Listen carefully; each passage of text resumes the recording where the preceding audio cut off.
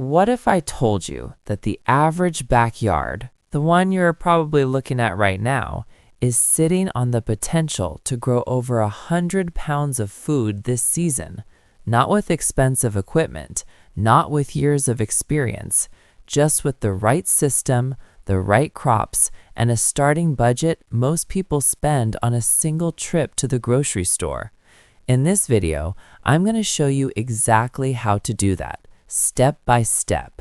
The crops to plant, the layout to use, the mistakes to avoid, and the one technique that makes the difference between a disappointing harvest and more food than your family can eat. Stay with me until the end, because the last section covers the single biggest mistake that causes most beginner gardens to fail in the first 30 days, and it has nothing to do with what you're probably thinking. Welcome back to Green Roots, where we break down everything you need to grow real food in real spaces without overcomplicating it. If you're new here, make sure you subscribe. We post practical gardening guides every week. Here's exactly what we're covering today. First, why 100 pounds is more achievable than you think, and what the math actually looks like. Second, the 5 crops responsible for the bulk of that harvest.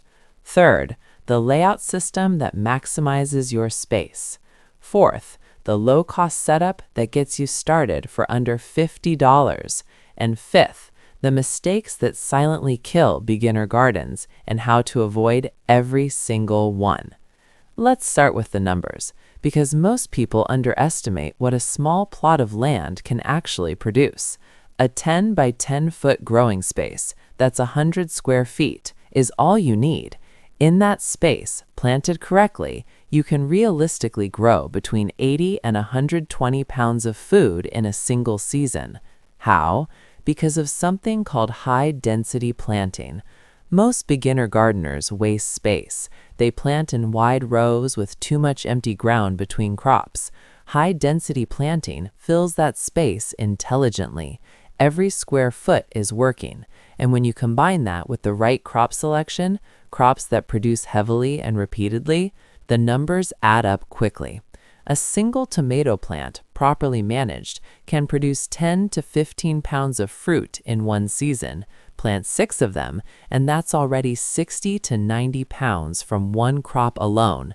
Add potatoes, beans, zucchini, and leafy greens, and 100 pounds becomes a conservative estimate, not an ambitious one. Now let's talk about the 5 crops that do the heavy lifting in this system. These are not chosen randomly. Each one was selected based on 3 criteria: high yield per square foot, low cost to start, and beginner-friendly growing requirements. Crop number 1, tomatoes. Specifically, determinate varieties like Roma or Celebrity. These grow to a fixed size, produce a concentrated harvest, and are far easier to manage than indeterminate varieties that keep growing indefinitely. Start from seedlings rather than seeds if you want to save 4 to 6 weeks of growing time. Space them 18 inches apart, support them with simple stakes or a basic cage. Crop number 2, potatoes. Potatoes are one of the most rewarding crops for beginners because a single seed potato can produce 5 to 10 potatoes in return. They grow underground, which means pests are less of a problem. And unlike many crops, they don't need perfect conditions to deliver a decent harvest. Plant them 12 inches apart in rows, cover them with a few inches of soil, and hill the soil up around the stems as they grow. Crop number 3, green beans. Specifically, pole beans rather than bush beans. The reason is vertical growing. Pole beans grow upward, which means they take up minimal ground space while producing heavily over a long season. They also fix nitrogen in the soil, which means they're actually improving your soil for future crops while they grow. Crop number 4, zucchini. If you've ever grown zucchini before, you know what happens. You plant 1 or 2, and by midsummer you have more zucchini than you know what to do with. A single plant can produce 6 to 10 pounds of fruit per week at peak season. For a calorie-dense, high-volume crop that virtually grows itself, nothing beats it. Crop number 5, cut-and-come-again greens. Loose-leaf lettuce, spinach, kale. These crops do something remarkable. You harvest the outer leaves, and the plant keeps producing from the center. One planting can feed you for 8 to 12 weeks continuously. They also grow fast, tolerate partial shade, and can be tucked into any unused corner of your garden. Now let's put these 5 crops into a layout that actually works. The system is called block planting, and it's the opposite of how most beginners plant. Traditional row planting wastes up to 40% of your growing space on pathways between rows. Block planting groups crops into square sections, no wasted pathways, better use of water, and healthier plants because the leaf canopy shades the soil and reduces moisture loss. Place your tallest crops, tomatoes and beans on their trellis, at the back or north side of your plot. This ensures they catch maximum sunlight without casting shade on shorter crops. Potatoes and zucchini go in the middle, and your greens go at the front, where they actually benefit from the partial shade provided by the taller plants behind them. Here's the part most gardening content skips, the actual cost breakdown, because you don't need raised beds, irrigation systems, or expensive tools to make this work.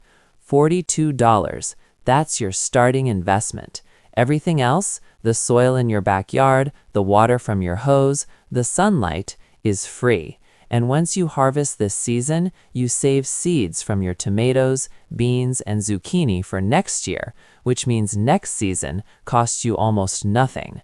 Seed saving alone turns a one-season investment into a multi-year food growing system. But here's where most beginner gardens fall apart. And it usually happens quietly, in the first 30 days, before a single vegetable has even formed. Mistake number 1, overwatering. This is the #1 killer of beginner gardens, and it's almost always done with good intentions.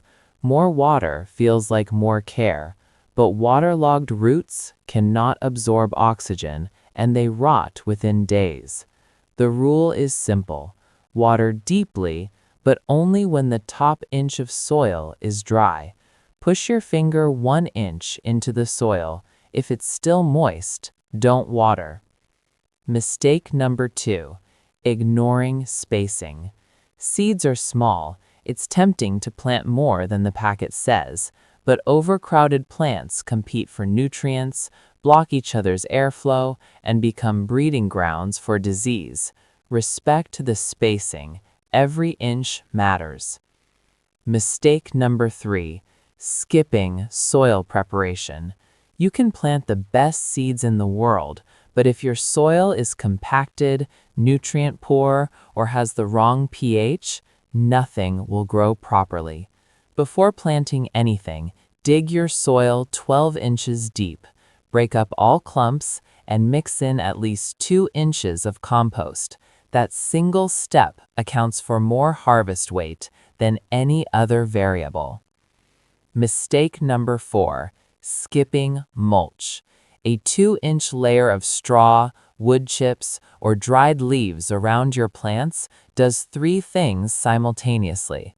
It locks in soil moisture, suppresses weeds, and slowly feeds your soil as it breaks down. It's one of the highest return investments in any garden, and it costs almost nothing. This is what a single season looks like when the system works. 5 crops, 100 square feet, a starting budget under $50, and a layout that puts every inch of your backyard to work. Let's recap. Choose a 10 by 10 foot space and prepare the soil with compost before anything else. Plant your 5 core crops: tomatoes, potatoes, pole beans, zucchini, and cut-and-come-again greens. Use the block planting layout with taller crops at the back and shorter ones at the front. Water deeply, but only when the top inch of soil is dry. Mulch around every plant and resist the urge to overcrowd. Do those 6 things consistently, and 100 pounds of food from your backyard is not a goal, it's a result. If this helped you, hit the subscribe button. We post a new gardening guide every week. And if you want to go deeper, the next video covers the exact seed-saving method that lets you run this entire system for free from year 2 onwards. It's right there on your screen. I'll see you in the next one.